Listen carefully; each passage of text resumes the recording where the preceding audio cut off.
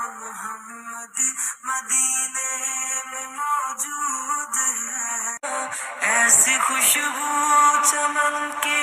गुलों में कहाँ, जो नबी के पसीने में मौजूद है। हमने आँखों से देखा नहीं है मगर, हमने आँखों से देखा नहीं है मगर, उनकी तस्वीर सीने में मौजूद है। السلام عليكم ورحمة الله. رب اشرح لي صدري ويسر لي أمري واحلل عقدة من لساني يفقه قولي. رب زدني علما. اللهم صل على محمد وعلى آل محمد كما صليت على إبراهيم وعلى آل إبراهيم إنك حميد مجيد. اللهم بارك على محمد وعلى آل محمد كما باركت على إبراهيم وعلى آل إبراهيم إنك حميد مجيد. یہ ہم نے جو کلام پاک سنا ہے اس کو سنانے کا مقصد یہ تھا کہ ہم نے ابھی تک نبی کریم صلی اللہ علیہ وسلم کے حلیہ مبارک کے بارے میں جاننے کی کوشش کی. اس کے ساتھ ساتھ نبی کریم صلی اللہ علیہ وسلم کا سونا جاگنا، کھانا پینا، اٹھنا بیٹھنا اور ان کی دنیا کے تمام معاملات کو ہم نے اس پر تھوڑی سی روشنی ڈالنے کی کوشش کی.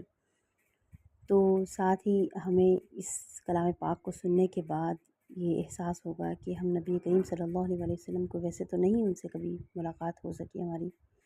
نہ ہو سکے گی اس جہان میں،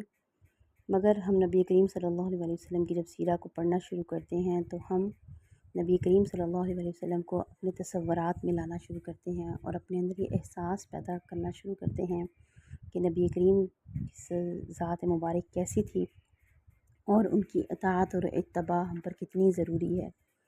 جیسے جیسے نبی کریم صلی اللہ علیہ وسلم کو جاننے کا یہ سفر ہمارا آگے کی طرف جاتا رہے گا، ویسے ویسے نبی کریم صلی اللہ علیہ وسلم کی اتباع اور ان کی اطاعت کرنا ہمارے لیے آسان ہوتا چلا جائے گا انشاءاللہ باذن اللہ تعالی. آج کی اس کلاس میں ہم نے نبی کریم صلی اللہ علیہ وسلم کی سیرہ کو سمجھنے کے لیے ان کے زمان اور مکان کو سمجھنے کی کوشش کی. ہم نے اپنے آپ کو اس ٹائم میں لے کر جانے کی کوشش کرنی ہے اور ساتھ ساتھ ہم نے جیوگرافیکلی بھی اس وقت کو سمجھنا ہے، اس حالات کو سمجھنا ہے کہ وہاں کا کیسا سینیریو تھا، وہاں کا ماحول کیسا تھا اور اس وقت کے لوگوں کی سوچ کیا تھی. مطلب آج سے 1450 سال پیچھے جب ہمیں جانا پڑے گا تو ہمیں اپنی سوچ کو بھی وہاں پر لے کے جانا پڑے گا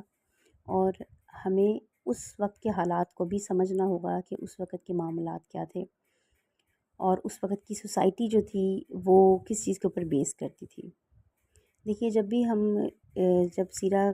کو پڑھتے ہیں اور اس کو سمجھنے کی کوشش کرتے ہیں تو سب سے پہلا جو احساس ہمارے اندر آتا ہے وہ یہ آتا ہے کہ کلام پاک ڈیلی کی بنیادوں پر نازل ہو رہا ہے. جبرائیل امین قرآن کو پہلے آسمان سے زمین پر لے کر آ رہے ہیں اور وہ قرآن ڈائریکٹلی نبی کریم صلی اللہ علیہ وسلم کے قلب اطہر پر اتر رہا ہے اور صحابہ کرام کے تمام معاملات جو ہیں ان کے اوپر قرآن جو ہے وہ اپنا حکم جاری کر رہا ہے. یعنی کہ ڈیلی بیسس کے اوپر صحابہ کرام ایسی سچویشن سے گزر رہے ہیں، ایسے احساسات سے گزر رہے ہیں جہاں پر اللہ تعالیٰ کا کلام ان کی زندگیوں میں شامل ہو رہا ہے. یعنی کہ ہر لمحے صحابہ کرام کو یہ احساس رہتا تھا کہ اب اللہ تعالیٰ کا کیا حکم آیا ہے. تو ایسے میں ہمیں سب کو اس چیز کو امیجن کرنے کی کوشش کرنی چاہیے کہ وہ کتنا خوبصورت احساس تھا جب اللہ رب العزت کا کلام زمین پر اتر رہا تھا. عام طور پہ جب ہم سیرت رسول پڑھتے ہیں تو ہم اس زمان اور مکان کو نہیں سوچتے اور اس کو سمجھنے کی کوشش نہیں کرتے. تو جب تک ہم اس کو سمجھنے کی کوشش نہیں کریں گے تب تک ہم سیرہ کے ساتھ ویسے ایک اپنا تعلق نہیں بنا پائیں گے. تو جو بھی ہم نے بچپن سے پڑھا ہے وہ کہیں نہ کہیں ہمارے سب کانشیس مائنڈ کے اندر ہے اور ہم نبی کریم صلی اللہ علیہ وسلم کے بارے میں جب بھی بات سنتے ہیں یا کرتے ہیں تو ہم اسی طرح سوچ رہے ہوتے ہیں. تو سم ٹائمس ایسا ہوتا ہے کہ بہت سارے ہمارے ذہن میں سوالات آتے ہیں نبی کریم صلی اللہ علیہ وسلم کی ذات کو لے کر، کیونکہ ہمیں صحیح سے بتایا ہی نہیں گیا، نہ ہم نے خود جاننے کی کوشش کی. تو جو چیزیں ہمارے سب کانشیس مائنڈ کے اندر رہ گئی ہیں تو وہیں پر ہی ہمارا دماغ جو ہے نا وہ بلاک ہو چکا ہے، اور ہمیں لگتا ہے کہ ہاں یہی ہے نبی کریم صلی اللہ علیہ وسلم کی ذات۔ اور پھر بہت سارے ہمارے ذہن میں ایسے منفی سوالات بھی آتے ہیں رسول اللہ کی ذات کو لے کر، جس کو ہم کسی سے ڈسکس نہیں کر پاتے، کیونکہ ہمیں سمجھ نہیں آتی کہ کوئی ہمیں اس پہ آنسر کرے گا یا پھر لوگ ہمیں اس پر جج کرنا شروع کر دیں گے، تو اس وجہ سے ہم خاموش ہو جاتے ہیں۔ اور پھر یہ جو ایک گیپ آ گیا ہے ہمارے اور رسول اللہ کے بیچ میں، اس نے جو ہے ہمیں اطاعت سے محروم کر دیا، اور اس محبت سے محروم کر دیے ہے جو کہ ہماری جو روح ہے اس کی سب سے بڑی ضرورت ہے۔ اب اگر ہم اس وقت کے معاشرے کی بات کرتے ہیں اور عرب کے کریکٹرسٹکس کی بات کرتے ہیں، تو ان میں بہت ساری برائیوں کے ساتھ ساتھ بہت ساری خوبیاں بھی تھیں جنہیں نظر انداز نہیں کیا جا سکتا۔ مطلب دور جہالت کے اندر بھی عرب جو تھے وہ بہت سخی تھے۔ سخت سردی اور بھوک کے زمانے میں بھی گھر میں اگر کوئی مہمان آ جاتا اور گھر میں کچھ بھی نہ ہوتا سوائے ایک اونٹنی کے جس پر سارا گھر چل رہا ہوتا تھا، یعنی کہ اسی اونٹنی پر سفر بھی ہو رہا ہے، تجارت بھی ہو رہی ہے اور اسی اونٹنی سے خوراک بھی مل رہی ہے، تو وہ اس ایک اونٹنی کو بھی مہمان کے لیے ذبح کر دیا کرتے تھے، اتنے مہمان نواز تھے۔ جہاں شراب نوشی ان کے ہاں بہت عام تھی، مگر اس میں شراب نوشی کی وجہ جو تھی شراب پینے کی وہ ایک یہ بھی تھی کہ اس میں ان کے لیے پیسہ لٹانا جو تھا وہ بہت آسان ہو جاتا تھا، انہیں پیسہ خرچ کرنا اس وقت مشکل نہیں لگتا تھا، اور جو پیسے وہ جوئے میں جیتا کرتے تھے وہ غریبوں میں اور مسکینوں میں بانٹ دیا کرتے تھے۔ وعدہ ان کے ہاں دین کی حیثیت رکھتا تھا، یعنی کہ چاہے کچھ بھی ہو جائے وہ اپنے وعدوں سے کبھی بھی نہیں مکرتے تھے، چاہے اپنے گھر اور بچوں کو ہی کیوں نہ نقصان میں ڈالنا پڑے تو وہ ڈال دیا کرتے تھے، مگر وعدہ خلافی کبھی بھی نہیں کرتے تھے۔ خودداری بہت زیادہ تھی، بات بات پر تلواریں نکل آتی تھیں۔ بہت پرعزم لوگ تھے، جس بات کا فیصلہ کر لیتے تھے اس کو پورا کرنے کے لیے اپنی جان تک سے کھیل جایا کرتے تھے، اور بہت پوٹینشل تھا ان لوگوں کے اندر، بہت پریکٹیکل لوگ تھے، فلسفی لوگ نہیں تھے، صرف تصوروں میں اپنی زندگی نہیں گزارا کرتے تھے، جس چیز کا عہد کر لیتے تھے بس پھر کر گزرتے تھے۔ اور سادگی بہت زیادہ تھی۔ اب سادگی ہونے کی وجہ سے شو آف بالکل بھی نہیں تھا، دکھاوا نہیں تھا، ان کی باتوں میں سچائی تھی، باتوں میں ایمانت داری تھی، اور سازشیں اور مکاریاں جو تھیں ان کی زندگی سے بالکل کوئی لینا دینا نہیں تھا۔ اچھا، عام طور پر سازشیں اور مکاریاں کہاں پر ہوتی ہیں؟ جہاں پر ہم نے دوسروں کی نظروں میں اچھا بننا ہوتا ہے، یعنی کہ جو دربار میں جو لوگ ہوتے ہیں ان کی سوچ اس طرح کی ہوتی ہے کہ درباری جو ہوتے ہیں وہ اپنے بادشاہ کے سامنے یا اپنے کسی حکمران کے سامنے اچھا بننے کے لیے دوسروں کو نیچے گراتے ہیں، جبکہ عرب کے جو لوگ تھے کیونکہ ان کا قبائلی نظام تھا تو یہ لوگ ان سازشوں میں اور مکاریوں میں نہیں پڑتے تھے۔ بہت زیادہ ٹف زندگی تھی ان کی، بہت ہارڈ ورکر لوگ تھے، بالکل بھی کاہل اور سست نہیں تھے۔ تو پتہ یہ چلتا ہے کہ اللہ تعالیٰ نے جن لوگوں کو اپنا نظام سونپنا تھا اور جن کو اللہ تعالیٰ نے یہ ذمہ داری عطا کرنی تھی وہ لوگ در حقیقت بہت زیادہ زبردست لوگ تھے۔ دوسری طرف اگر ہم ان کے کلچر کو دیکھیں، عرب کو چاروں طرف سے صحرا نے گھیرا ہوا تھا، اور اگر ہم عرب کی اس وقت کی سوسائٹی کی بات کریں تو عرب جو تھے وہ ایک ٹرائبل سوسائٹی تھی، ان کی وفاداریاں جو تھیں وہ اپنی قبیلوں کی بنیاد پر ہوا کرتی تھی۔ قبیلہ ہر فرد کا ولی ہوتا تھا، اس کا سپورٹر ہوتا تھا۔ مکہ میں اگر کوئی اسٹرینجر آ جاتا تھا تو اس کو لازمی کسی نہ کسی کا حلیف بننا پڑتا تھا، کوئی بھی شخص انڈیویجول سروائیو نہیں کر سکتا تھا، کیونکہ پورا جو سسٹم تھا وہ ایک قبائلی نظام کے اوپر کھڑا ہوا تھا، تو اس لیے قبیلے ہی جو تھے وہی آپ کو پروٹیکشن مہیا کرتے تھے۔ جیسے آج اگر ہم دیکھیں تو فرقے ہیں، سیاسی پارٹیاں ہیں، وہ آپ کو سپورٹ کر رہی ہوتی ہیں۔ ایک فرقہ جو ہے وہ اپنے تمام جو ممبرز ہیں ان کو پورے طریقے سے سپورٹ کرتا ہے، چاہے اس کی جتنی بھی غلطی ہو، وہ نمائندہ جتنی بھی غلط کام کر جائے مگر اس کو سپورٹ ملتی ہے فرقے کی طرف سے۔ اسی طرح سیاسی پارٹیاں جو ہیں وہ اپنے نمائندوں کو، اپنے ممبران کو سپورٹ کرتی ہیں۔ تو قبیلے کی حمایت سے خود کو محروم کرنے کا یہ لوگ تصور بھی نہیں کر سکتے تھے۔ قبیلہ ان کو ڈس آن کر دے وہ لوگ یہ بات کبھی سوچ بھی نہیں سکتے تھے، قبیلہ اتنا اہم تھا ان کے لیے۔ تو ایسے لوگ جو کبھی قبیلے کے خلاف کھڑے ہونے کا تصور بھی نہیں کر سکتے تھے، اور پھر ان کے لیے قبیلے کے خلاف کھڑے ہونا اور پھر ہجرت کرنا، اور ہجرت تو ایسا لفظ تھا جس کو انہوں نے کبھی سنا ہی نہیں ہوا تھا۔ ہجرت ان کے لیے تباہی کی حیثیت رکھتی تھی، کیونکہ ایک تو قبیلے سے علیحدہ ہو جانا،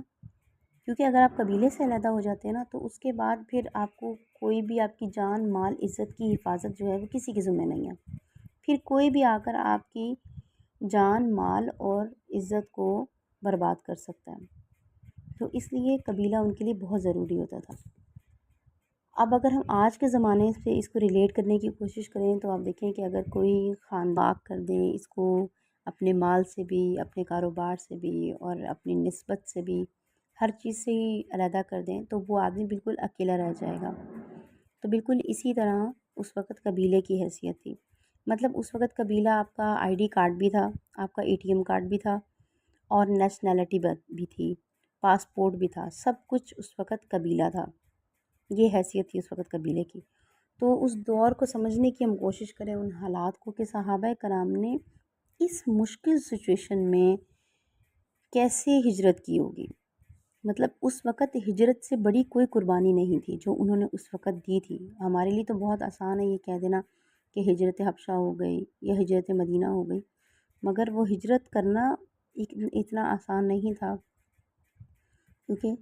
ان کو ہر چیز کچھ قربان کرنا تھا، اپنی جان کو، مال کو، عزت کو، بیوی کو، بچوں کو، ہر ایک چیز کو۔ اچھا، عرب جو تھے وہ بہت زیادہ پڑھے لکھے نہیں تھے، نہ ان کے یہاں پڑھنے لکھنے کا کوئی خاص رجحان تھا، بہت کم لوگ پڑھے لکھے تھے جو کہ شاعر اور خطیب تھے، اور شاعر اور خطیب کو اس وقت بہت زیادہ اہمیت حاصل تھی۔ شاعر اگر چاہتے تھے تو اپنی شعلہ بیانیوں سے دو قبیلوں میں آگ لگا دیا کرتے تھے، جنگ کرا دیا کرتے تھے، چاہتے تھے تو صلح کرا دیتے تھے۔ شاعر کی اتنی عزت تھی کہ کوئی شاعر اگر کوئی اپنا کلام سنا رہا ہوتا تھا تو کسی کی جرأت نہ ہوتی تھی کہ کوئی اسے روک دے، طاقتور لوگ تھے۔ جیسے آج اگر ہم دیکھیں تو یہ پاور میڈیا کے پاس ہے، میڈیا چاہے تو کسی کو آسمانوں پہ پہنچا دے اور چاہے تو کسی کو زمین پہ گرا دے، سیم یہی حالت جو تھی اس وقت کے شاعروں کی تھی۔ شاعری کے ذریعے اپنے واقعات کو یاد کیا کرتے تھے، ان لوگوں کی میموری جو تھی وہ بہت زیادہ شارپ تھی، تو یہ اپنی تاریخ کو پوئٹری کے ذریعے یاد کیا کرتے تھے۔ زیادہ لکھنے کا رواج تو تھا نہیں، تو اس لیے یہ لوگ اپنی میموری پر زیادہ بھروسہ کیے کرتے تھے، اور جس اسکل پر انسان زیادہ بھروسہ کرتا ہے وہ اسکل اس کی شارپ ہو جاتی ہے، اس لیے ان کی میموری جو تھی وہ بہت شارپ تھی۔ یہ لوگ نہ صرف اپنے نام نسل در نسل یاد رکھتے تھے بلکہ اپنے گھوڑوں کے نام بھی ان کو نسل در نسل یاد تھے، اتنے ذہین لوگ تھے یہ۔ جہاں تک ان کے دین کا معاملہ ہے تو یہ دین ابراہیمی کا دعویٰ تو کرتے تھے،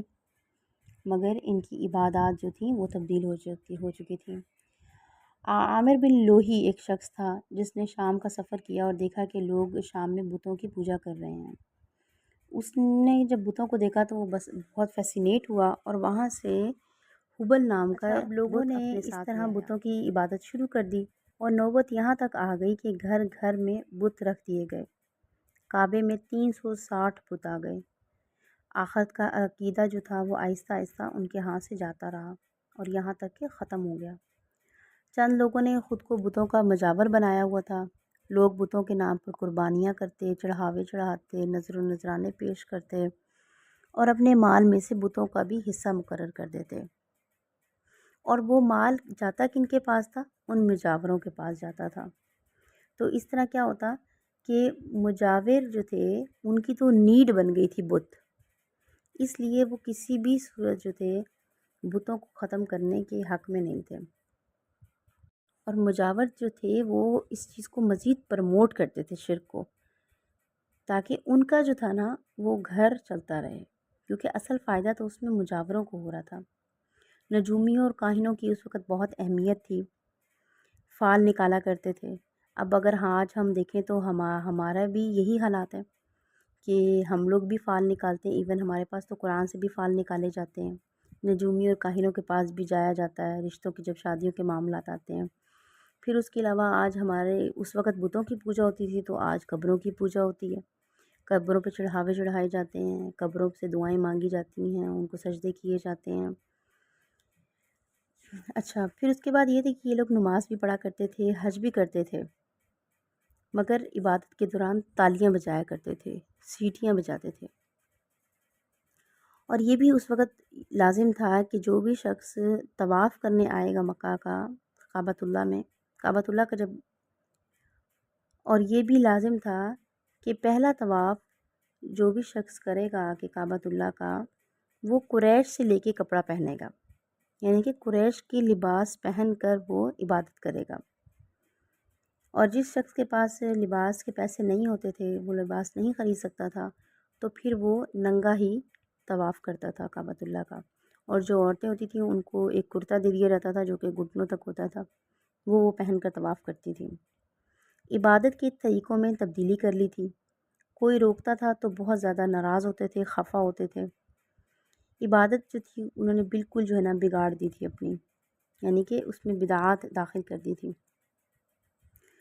عورتوں کا اگر ہم معاملہ دیکھتے ہیں تو امیر عورتیں جو تھیں وہ بہت زیادہ طاقتور تھیں، قبیلوں میں صلح اور جنگ کا سبب بن جایا کرتی تھیں، بالکل انڈیپینڈنٹ تھیں،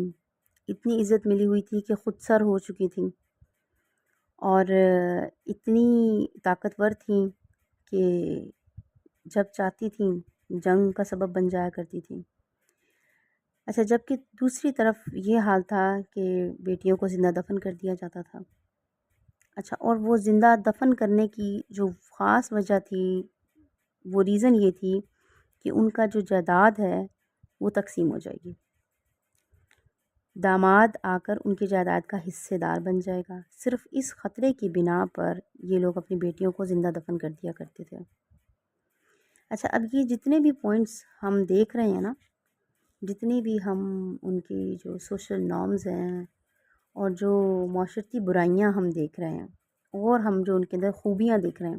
ان کو ذرا ذہن نشین کرنا ہے، ہم نے یاد رکھنا ہے، کیونکہ ابھی ہم نے اس سب کو ریلیٹ کرنا ہے آج کے زمانے کے ساتھ بھی، اور ہم نے دیکھنا ہے کہ ہم کہاں پر کھڑے ہوئے ہیں۔ اچھا، اس وقت عورت اور مرد کے درمیان جو تعلق قائم ہوتا تھا وہ نکاح کی صورت میں قائم ہوتا تھا، اور ایک شخص جو تھا وہ لاتعداد نکاح کر سکتا تھا، 10 20 30 40 50 جتنے مرضی کر لیتا تھا، کوئی پابندی نہیں تھی۔ اور جب چاہتا تھا بیوی کو طلاق دے دیتا تھا، اور جب چاہتا تھا بیوی سے رجوع بھی کر لیا کرتا تھا، یعنی کہ عورت جو تھی وہ بیچاری لٹکی رہتی تھی، اس کی اپنی کوئی لائف نہیں تھی، وہ جب شوہر چاہتا تھا اس کو اپنا لیتا تھا، اور جب چاہتا تھا چھوڑ دیتا تھا۔ اچھا، اب یہ ساری جو ہم نے ان کے اندر خوبیاں دیکھی ہیں، ان کو ذرا آج ہم اپنے آپ کے ساتھ ریلیٹ کر لیتے ہیں۔ اگر ہم بات کرتے ہیں اپنی، کیا ہم سخی ہیں؟ اگر ہم سخی ہیں تو ہم اپنے آپ کو کس لیول پر دیکھتے ہیں؟ سخاوت کا جو رینک ہے ہم دیکھ رہے ہیں اس وقت، ہم عرب میں جو دیکھا ہم نے کہ وہ کتنی پیک پر تھی ان کی سخاوت، ان کی مہمان نوازی، ہم کہاں پر اپنے آپ کو دیکھتے ہیں؟ ہم کس جگہ پر ہیں؟ اگر ہم ان کی مہمان نوازی کو دیکھ لیتے ہیں تو ہم کہاں پر ہیں؟ اگر ہم دیکھتے ہیں کہ وہ اپنے وعدوں میں بہت پکے اور سچے تھے، اور ہم اپنے وعدوں میں کہاں پر کھڑے ہیں؟ ان کے اندر خودداری اپنے عروج پر تھی، وہ لوگ بہت زیادہ پریکٹیکل لوگ تھے، فلسفی نہیں تھے، جسٹ خیالوں میں نہیں رہا کرتے تھے، جو سوچ لیتے تھے اس پر فوراً عمل کر لیا کرتے تھے،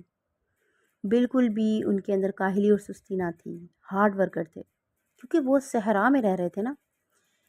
اب عرب جو تھا نا، اگر ہم اس کو جغرافی لحاظ سے اس کو دیکھیں نا، تو عرب کے ایک طرف رومن امپائر تھی اور ایک طرف پرشین امپائر تھی، بیچ میں عرب تھا، ٹھیک ہے۔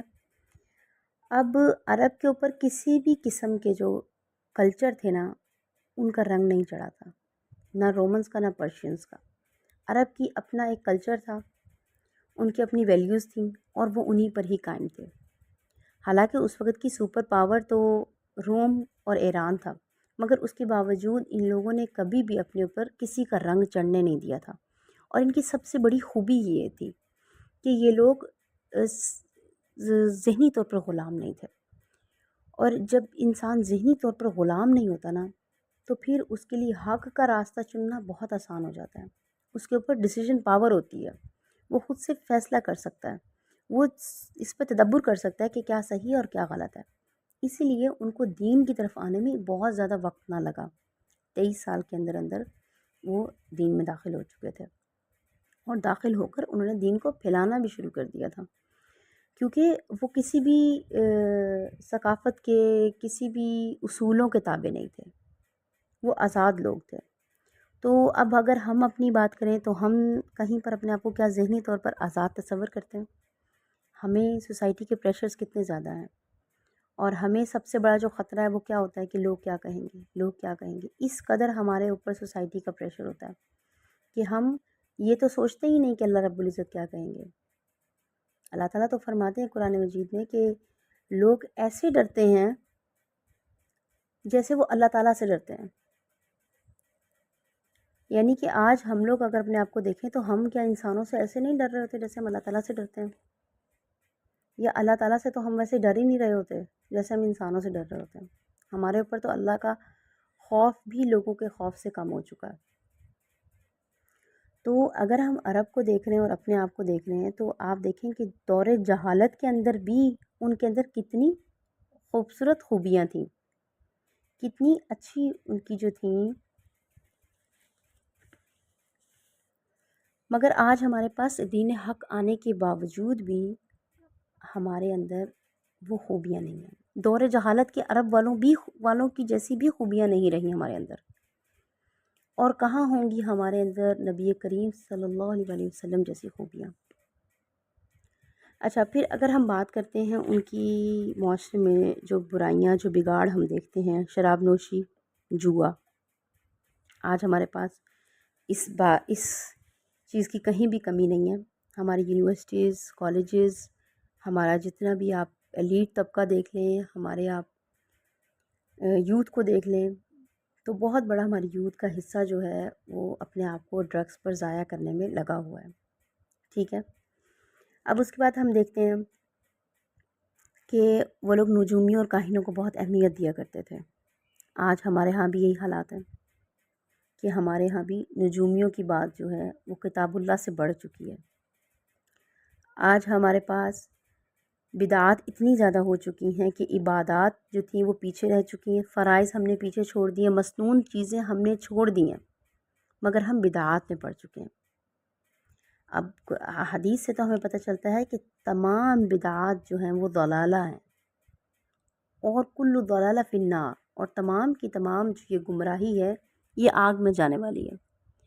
تو اب مگر ہمارے کیا حالات ہیں کہ ہم لوگ ان بدعات میں پڑے ہوئے ہیں اور عبادات سے دور ہو گئے ہیں، یعنی کہ ہم بھی عرب کی اسی برائی میں شامل ہیں، ٹھیک ہے۔ پھر اس کے بعد یہ کہ اگر کوئی ان کو روکتا تھا ان کی عبادات میں بگاڑ سے تو وہ ان سے خفا ہو جاتے تھے، ناراض ہو جایا کرتے تھے۔ آج اگر ہم کسی کو بدعات سے روکتے ہیں تو لوگ سب سے پہلے ہمارے خلاف ہو جاتے ہیں، بجائے اس کی کہ اپنی اصلاح کرنے کے وہ دوسروں پر مزید تبصرے شروع کر دیتے ہیں اور الٹا دوسرے کے اندر نکتہ چینی شروع کر دیتے ہیں۔ عورتوں کے اگر حالات دیکھے جائیں تو ہماری بھی آج عورت جو ہے، ایک طرف عورت اتنی بے باک ہے کہ وہ تمام جو اپنی لمٹس ان کو کراس کر چکی ہے، اور دوسری طرف عورت دیکھی جائے تو وہ اتنی دبی پڑی ہے کہ اس کو پتہ ہی نہیں کہ اس کے اپنے حقوق کیا ہیں، اس کو اتنی سی بھی اویئرنیس نہیں ہے۔ اور جہاں تک بات ہے کہ بیٹیوں کو زندہ دفن کرنے کی، تو اگر ہم آج زندہ دفن نہیں کرتے تو ہم ان کی شادیاں نہ کر کے ان کو قرآنوں کے ساتھ ان کو بہا کر، اور پھر ان کو سندھ کے اندر خاص طور پر ایسا ہوتا ہے کہ بیٹیوں کو بٹھا دیا جاتا ہے صرف اس لیے کہ ہمیں جائیداد تقسیم نہ کرنی پڑ جائے، بھائی بہنوں کی شادیاں نہیں ہونے دیتے، کہیں چھوٹے چھوٹے بچوں کے ساتھ ان کی شادیاں کر دی جاتی ہیں،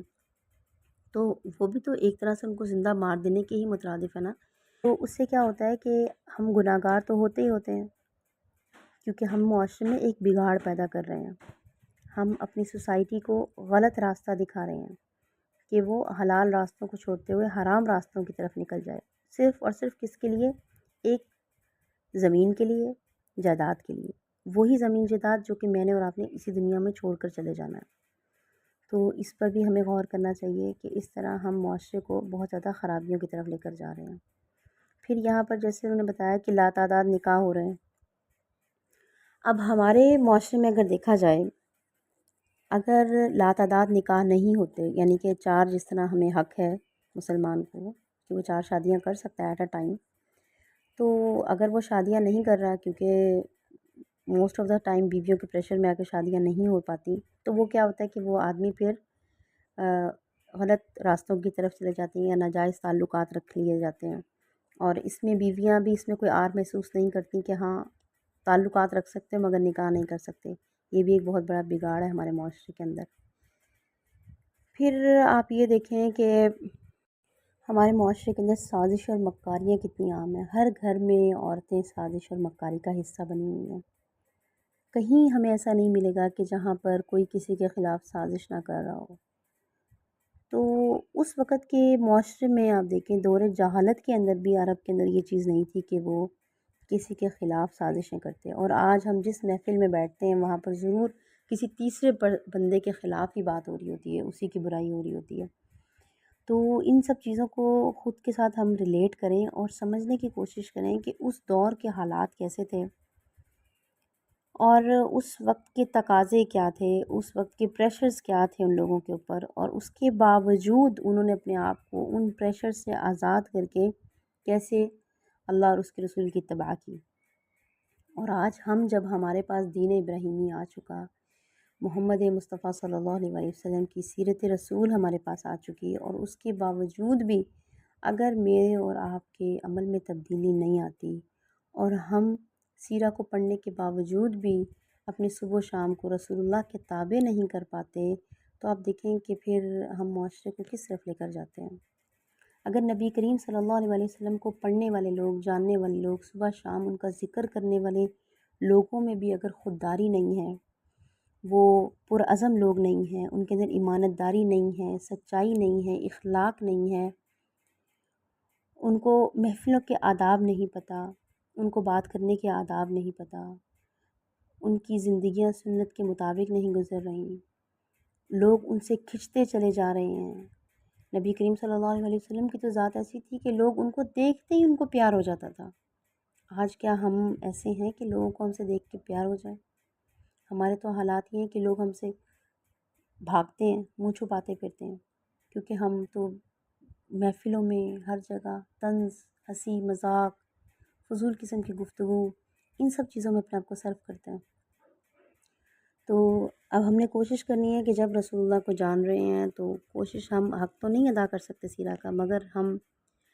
اپنے صبح و شام کو رسول اللہ کے تابع کرنے کی، ان کی اتباع کرنے کی کوشش کریں۔ السلام علیکم ورحمۃ اللہ وبرکاتہ۔